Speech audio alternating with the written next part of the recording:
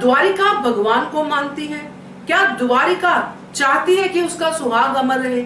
नमस्कार दोस्तों, स्वागत है आपका आपके अपने चैनल हंग्री स्पिरिट्स में। हंग्री स्पिरिट्स देख रहे सारे दर्शकों का मैं अंजू शर्मा दिल से स्वागत करती हूँ। तो ये सवाल मेरे दिमाग में उठे हैं। पहले सवाल का जवाब तो द्वारिका ने पहले ही दे दिया था, जब उसने अहल्या को शिव शंकर के प्रसाद के बहाने बिजी किया अपनी ही बेटी सीताबाई के साथ। तब थोड़ा मुझे लगा कि ये इतना ज्यादा जो ड्रामा करती है भगवान को मानने का, गॉड फेयरिंग बनती है, इसको तो भगवान का डर ही नहीं है। उन्हीं की जो बातों को यूज करके, उन्हीं के बातों के ऊपर ये एक षड्यंत्र खेल रही है और आज एक नई एग्जाम्पल सामने आ गई। तो इसी पे चर्चा करते हैं, मगर पहले वही गुजारिश, जिन्होंने अभी तक चैनल को सब्सक्राइब नहीं किया है कृपया कर लीजिए। साथ में दोस्तों बेल आइकन दबाइएगा ताकि आपको हमारे वीडियोस के नोटिफिकेशन मिलते रहें। तो दोस्तों, जिस समय की ये कहानी है उस समय इन्हीं परंपराओं से लड़ने के लिए अहल्या ने जन्म लिया था और वो विन किया था, मगर उसमें बहुत स्ट्रगल हुई थी। मगर जो लोग उससे लड़ रहे थे इन परंपराओं को लेके,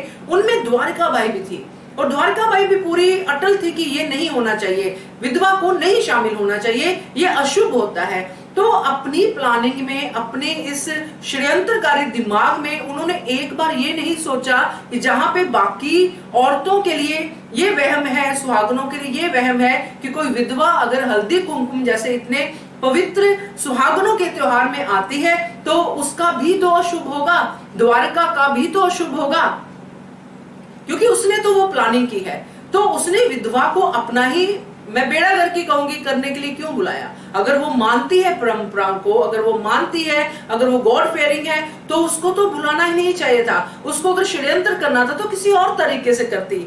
ये करके द्वारिका ने मेरे ख्याल से ये साबित कर दिया कि वो किसी भी हद तक गिर सकती है, अपनी इस सत्ता को पाने के लिए अपने पति तक को दांव पे लगा सकती है। जिनसे वो प्यार करती है, ऐसा उसने पहले बोला, जो भी उसने बोला, उनको भी दांव पे लगा सकती है। इसीलिए तो उसने ये प्लानिंग की और जमुना को भेजा गलत मैसेज देने के लिए। और जमुना गलत मैसेज दे के खुशी खुशी आ रही है। वो जमुना जो रानी साहब का भला सोचने के लिए उनके मायके से उनके साथ आई है, बचपन से उनको पाल रही है, वो जमुना ये सोच रही है कि अगर ऐसा होता है अशुभ तो ठीक है। मतलब ये कहने का कि क्या एंड ऑफ द स्टोरी में हम ये समझे कि द्वारिका भी अहल्या की तरह इन परंपराओं को नहीं मानती थी। अगर बुराई की तरफ जा रही है वो बात अलग है, मगर जहां अहल्या इन परंपराओं को पॉजिटिवली लड़ रही है, वहीं पे द्वारिका तो इन परंपराओं को मानती ही नहीं है।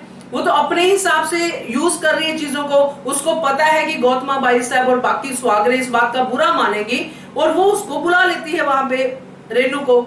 तो अगर उनके लिए उतना बुरा है तो द्वारिका के लिए भी उतना ही बुरा है। क्या कहते हो आप? क्या है द्वारिका का कैरेक्टर? आज मुझे समझ में नहीं आया, आप समझाइए तो मजा आएगा। कमेंट कीजिए, देखते रहिए channel hungry spirits. Thank you so much. Subscribe to our channel by clicking the subscribe button. Click the bell button and enjoy the latest uploads from our channel.